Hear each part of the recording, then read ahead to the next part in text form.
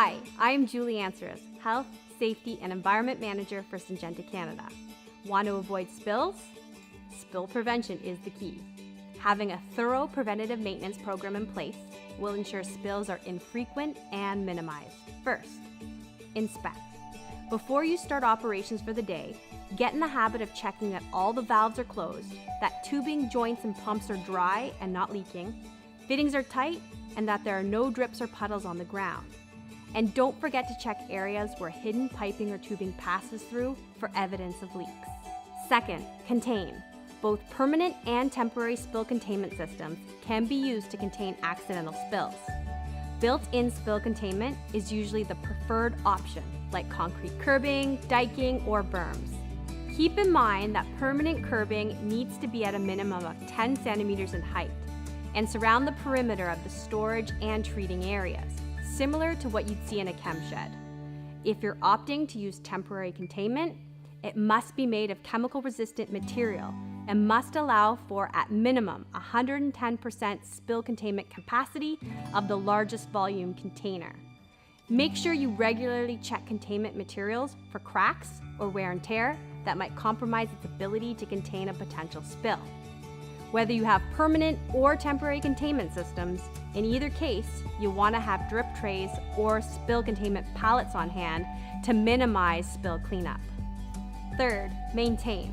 When finished treating for the day, clean the lines to prevent product from building up, which in some cases can lead to pressure buildup in the lines and leaks.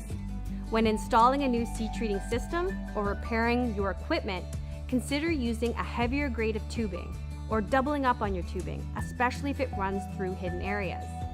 Consider designing your system so that if equipment leaks, the flow of chemical will be directed into a capture container with a moisture sensor to alert you that there is a leak. And last but not least, be prepared to clean up.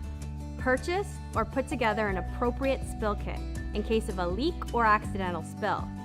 Place these kits strategically in areas where spills are most likely to occur. Make sure all workers know the spill cleanup procedures and know where the emergency supplies and spill kit equipment is located. And practice spill response drills at least annually. All spill kits should contain personal protective equipment like chemical-resistant gloves, safety glasses, coveralls or Tyvek suit, cartridge respirator if required, and rubber boots.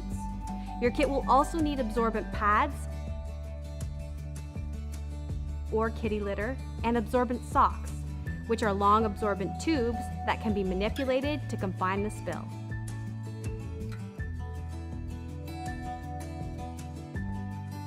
Additionally, make sure you include a shovel and large container to place soak pads and or kitty litter in as part of your kit.